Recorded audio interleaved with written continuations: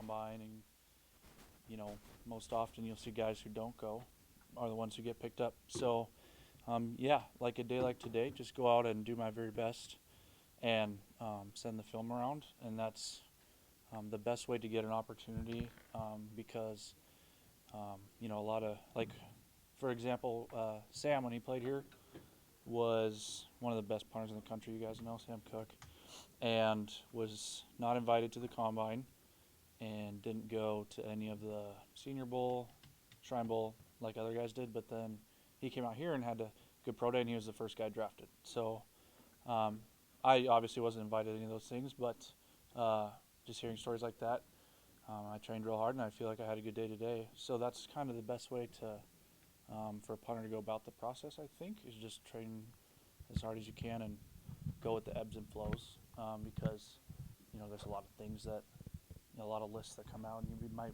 get your hopes down if you're not on one, but you can't control that. So there's that, and then there's also like Gary Zahner and Jamie Cole. You guys might know those names, but they do a couple camps down in Arizona where they do filming, and so I went down there and did pretty good. And so yeah, just try to get my name out there as much as I can, and those are kind of the three big things, is those two camps and pro day.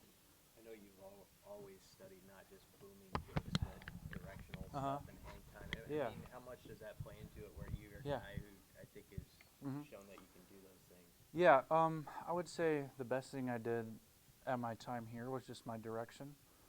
And over the course of this process, people have wanted to see a little more of my leg strength in terms of just booming it. So that's something I focused on today specifically. But yeah, when you look at the film, I had real good direction, and I'm confident in that. And also just being able to play with returners. When we played Wisconsin, I threw up what was like a banana ball, so it spins like this and curves in the air. And the returner just didn't try to catch it, which is the goal, and then it went out on the 3. And so just learning how to do punts like that at the next level will help you out a lot. And those guys are so advanced at this point where you've got guys hitting punts the opposite way where it simulates a left foot and stuff like that. So it's pretty advanced. So just trying to get better, but you're not going to make the NFL if you can't just hit a spiral normally. So that's what I've been mainly focusing on. I'm guessing you just want an opportunity, just get into camp. Is that's the goal, right? That's the only goal that I have. And honestly, if I don't get an opportunity, that's all right. I think a lot of people try to only focus on what's next. And I mean, playing at Nebraska is so awesome. Like, there's not a single NFL stadium that's going to be cooler than playing at Memorial. So I've really focused a lot as well on just being thankful over the time I had here. But yeah, an opportunity would be really awesome. And if I get the opportunity and I don't win the job, that's all right, because you just work as hard as you can, let the results happen. Do you take the path that you'll kick or punt anywhere, no matter what? It doesn't have to be the NFL. It could be other leagues or Canada or the spring league or whatever. Yeah, just an opportunity to show my talents and whatever's best for my family and I. Kelly, she has a job here that is pretty stable right now, but if there's something that comes up, we'll talk about it. But yeah, if I can show my opportunities anywhere, I'd love to. I know kickers can be a pretty close fraternity. Do you know some of the new guys who've come in? Yeah. To the team? Yep. Yeah. So Jack, I met him last year in Tennessee at a Colts camp, and I'm just super excited for him. This is a super awesome place to play, like I said, so it'll be great. And then Kevin came from New Hampshire. I met him here today, actually, for the first time, but I met his punter a few months back in Arizona. So yeah, I'm really excited for those guys.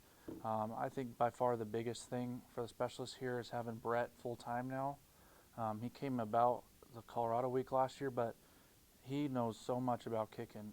He's with those guys full time, and so I would expect a huge jump, in terms of field goal accuracy and snap, accuracy and stuff like that. And it wasn't always up to standard last year a couple times, but huge thanks to those guys because they worked as hard as they could, and I just really appreciate everyone involved. So yeah, especially.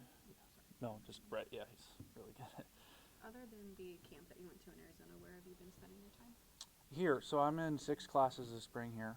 I'm getting a second master's degree in accounting as well. So I've been trying to balance time with that. I was just trying to punt too, but yeah, I gotta go to class here in like an hour. So yeah, I've been here. What has that been like trying to balance that? Busy, but no more busy than the normal season here. Coach Rule and the team here, we work harder than anyone in the country. I'm not gonna hide anything about that. There's no way anyone else works harder than us, and the results are gonna come. But yeah, we're here all the time in the fall, so I'm used to it, and I really appreciated that about Coach Rule. I feel like I have a very good work ethic developed just because of his program. 6 classes is a lot, though. Yeah, 18 credits are grad school, so yeah. You have to kind of finish it off because your scholarship will run out. Is that kind of why you're taking so much? Yeah, and so my scholarship actually ran out this winter, but there was like a post-eligibility thing where I got a little bit of money towards that, and then I'm paying my way the rest of the way, but I've actually enjoyed this accounting stuff, so I do have a job offer here in town that I might take up at some point, so I want to finish that and sit for the CPA exam. What does like a day look like with the class and fitting your workouts into that one?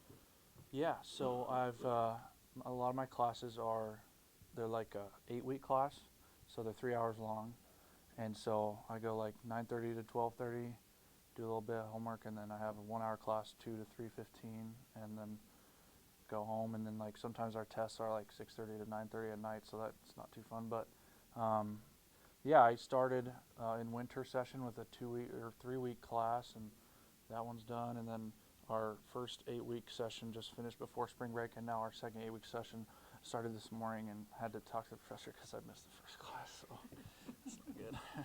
Did he understand, or she understand at least? I didn't get a response yet, so I'm a little worried. Yeah. Thanks. Yeah, thanks, guys. Thank you.